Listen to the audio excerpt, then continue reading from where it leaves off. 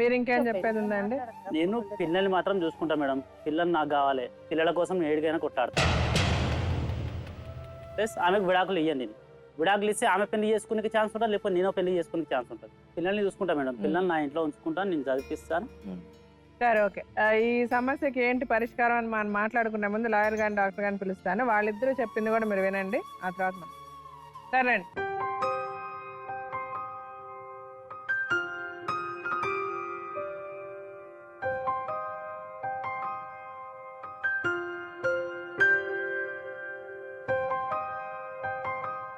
యాదగిరి రేణుక, మీరేం చెప్పాలనుకున్నారు చెప్పండి sir. Madam, ఇక్కడ వీళ్ళిద్దరూ 16 సంవత్సరాలు పెళ్ళి 16 సంవత్సరాలు అయినా కూడా 16 రోజులు కూడా సుఖంగా లేరేమో అని అనిపిస్తుంది. ఇందాకటి నుంచి ఇద్దరి యొక్క కాన్వర్సేషన్ వింటూ ఇక్కడ చాలా వరకు ఇద్దరూ నిజాయితీగా లేరేమో అని అనిపిస్తుంది. అంటే 16 సంవత్సరాల పాటు కలిసి బతికిన తర్వాత కూడా 16 రోజులు కూడా సంతోషంగా లేనప్పుడు ఖచ్చితంగా ఒక పరిస్థితి అయితే మనకు కనిపిస్తుంది. ఏంటంటే కనుక ఇద్దరు నిజాయితీగా లేకపోవటం, ఇద్దరు ఆలోచన శైలిలో ఎక్కడా కూడా ఒక మ్యాచింగ్ అన్నది జరగకపోవటం, మొదటి నుంచి చివరి వరకు అనుమానం అనేటటువంటి పునాది మీద మొత్తం ఈ సంసారం అన్నది నడవటం. సిన్సియారిటీ అన్నది ఇద్దరిలోనే లోపించింది. నిజాయితీ అన్నది ఇద్దరిలోనే లోపించింది. అబద్ధాలు ఆడటం అన్నది ఇద్దరు ఆడుతున్నారు. అంటే కొన్ని నిజాలైతే చెప్తున్నారు, కానీ అబద్ధాలు ఆడుతున్నారు. అంటే నాకేమనిపిస్తుంది అంటే కనుక ఒకళ్ళ మీద ఒకళ్ళు ఇంకోళ్ళు తప్పు చూపెట్టేటటువంటి ప్రయత్నంలో ఇద్దరూ కూడా ఒక రాంగ్ రూట్లో వెళ్ళిపోతున్నారేమో అన్నది బల్లగుద్ది చెప్పచ్చు. ఇందాకటి నుంచి రేణుక నువ్వు మాట్లాడేటటువంటి తీరు ఏంటంటేనమ్మా, ఇక్కడ చాలా ఎక్కువ చెప్తున్నావు నీ బాధని. అంటే నువ్వు అనుభవించిందే చెప్తున్నావు కాదనట్లు. తాగుతాడు, తిరుగుతాడు, కొడతాడు, ఇబ్బంది పెడతాడు, శారీరకంగా వేధిస్తాడు అనేటటువంటి భర్తని ఓర్పుగా మీరు ఎంతకాలం భరించారు? 10-15 సంవత్సరాలు 12 సంవత్సరాల పాటు భరించారు. అంటే ఎప్పుడైతే పరాయి స్త్రీ మీ జీవితంలో మీ జీవితంలోకి వచ్చిందో ఆ రోజు మాత్రం ఖచ్చితంగా ఈ మనిషి నాకు వద్దు అని మీరు అనుకున్నారు. అంటే ఏంటంటే నేనేమంటున్నానంటే ఈ రెండు కూడా చెడు వ్యసనాలే. ఒక పరాయి స్త్రీ అతని జీవితంలోకి రావటం అన్నది ఒకే వ్యసనం, తాగటం తిరగటం మిమ్మల్ని సరిగ్గా చూసుకోకపోవటం కూడా ఒక వ్యసనం. అంటే ఇక్కడ ఏంటంటే పిల్లలకి ఏది నచ్చుతుంది ఏది నచ్చదు అన్నది మీరు ఇక్కడ చూడలేదు.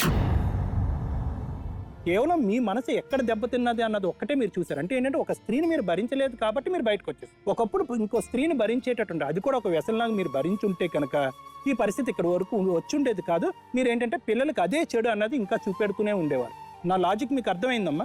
అంటే ఏంటంటే ఒక భరించలేనటువంటి భర్తతో నేను ఇంతవరకు భరించగలను, ఎప్పుడైతే ఇంకో స్త్రీ వస్తుందో నేను భరించలేను అనేటటువంటిది ఎప్పుడైతే గీత గీశారో బహుశా మీ పిల్లలు అది చెప్పుకోలేకపోవచ్చు. మా తండ్రి ఎందుకు ఇలా ఉన్నాడు, మా తల్లి ఇలా ఎందుకు ఉన్నది అనేటటువంటి ప్రశ్న వాళ్ళ మనసులో మానసికంగా ఎప్పుడో వచ్చుంటది. కానీ ప్రశ్నించేటటువంటి మాట తీరు, ప్రశ్నించేటటువంటి ధైర్యం పిల్లలకు ఉండదు కాబట్టి వాళ్ళు కళ్ళు మూసుకుని ఇంతకాలం భరిస్తున్నారు. ఎలాగెళ్తావు నువ్వు? అతనికి బుద్ధి లేదు, అతని నోటికి అన్నం తింటున్నాడు, ఇంకేదైనా తింటున్నాడు, నువ్వు కూడా అదే తింటున్నావా? మీరు ఎలా తీసుకెళ్ళి ఇంట్లో పెట్టుకుంటారండి వాళ్ళిద్దరిని? కాలు ఎరగొట్టి బయటికి పంపించక ఇది పద్ధత? ప్రజల మధ్య ఉన్నారా, అడవిలో ఉన్నారా? ఆమె ఊకే అట్లా చేసింది కదా మేడం. ఏం చేసింది? అవునండి, మీకు నచ్చకపోతే మీరు పద్ధతిగా తల్లిగారింటికి ఎందుకమ్మా వెళ్తావు? ఇంకోసారి వెళ్తే మా అబ్బాయికి విడాకులు ఇప్పిస్తాం, ఇంకో పెళ్లి చేస్తాం అని చెప్పి రైట్ రాయల్గా చేయాలి. ఎందుకు ఈ దొంగతనం?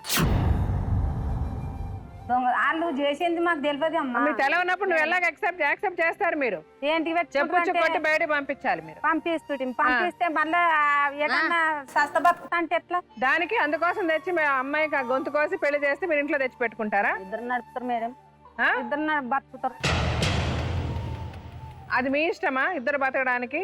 మీరు ఎట్లా డిసైడ్ చేస్తారా? అమ్మాయి ఇద్దరిని కలిపిన నచ్చకపోతే వదిలేసేయండి, విడాకులు ఇచ్చేసి ఉండాలి. మీరు అమ్మాయికి చెప్పి ఇంకో పెళ్లి చేసి ఉండాలి. విడాకులు ఇయ్యలేదు.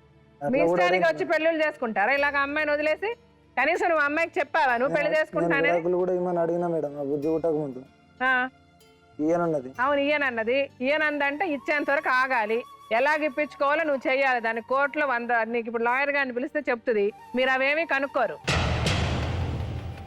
నువ్వు పెళ్లి చేసుకునే ముందు కనీసం చెప్పేది నువ్వు ఇట్లా అయిపోతున్నావు, నువ్వు వెళ్ళిపోతున్నావు, నీకు రేపు బాధపడక నేను పలానా అమ్మాయిని నేను పెళ్లి చేసుకుంటా, లేకపోతే ఇంకెవరైనా పెళ్లి చేసుకుంటా, నువ్వు వచ్చి సరిగ్గా సంసారం చేయకపోతే నీ పెళ్ళంతా చెప్పావు నువ్వు? అట్లా చాలా సార్లు చెప్పినా మేడం.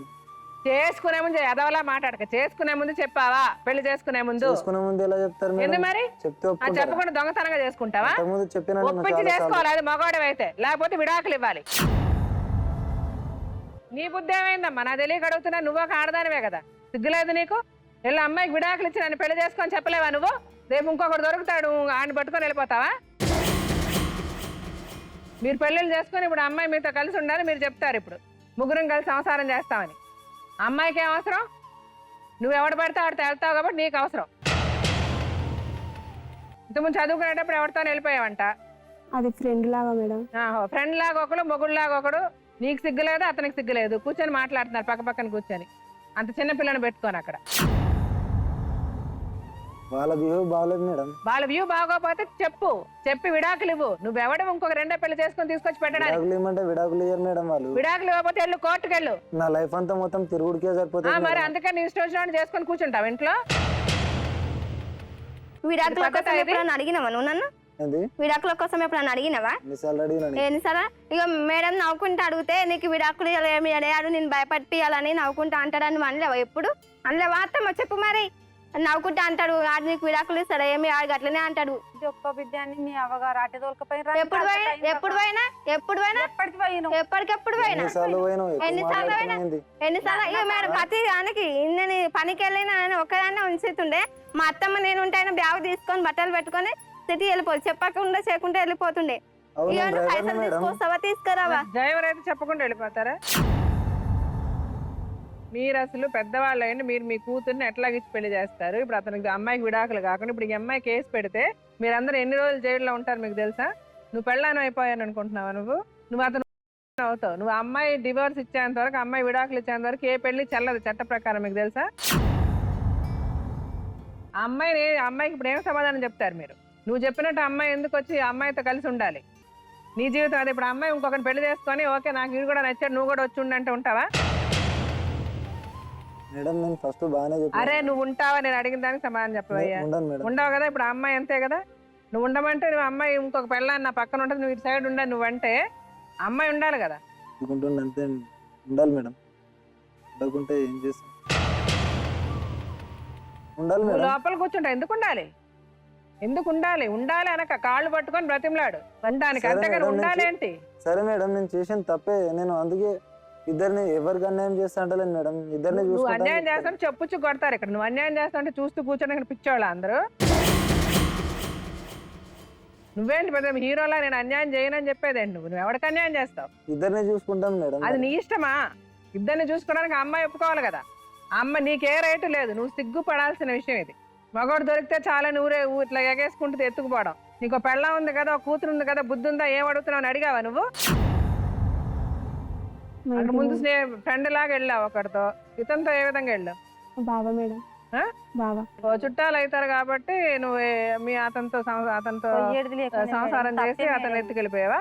తప్పే మేడం, తప్పే అయింది. మేము కూడా ఒప్పుకోలేం మేడం. ఇట్లా నేను ఒప్పుకోలే. అమ్మాయిని అడుగుతున్నా, పెళ్ళాన్ని ఎలా అవుతాను అనుకున్నావు నువ్వు? ఒక పెళ్ళం ఉండగా ఇట్లా ఒక ఆమెతో పరిచయం పెట్టుకున్నాడు. నేను చూసి కుద్దు చూసి ఇంకా ఆయనని ఈమెను కొట్టేసిన మేడం.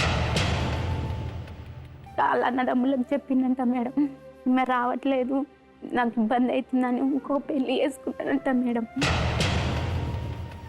ఇప్పుడు అమ్మంటది మేడం, నువ్వు అసలు ఎవరు ముంగట పెళ్ళి చేసుకున్నావే.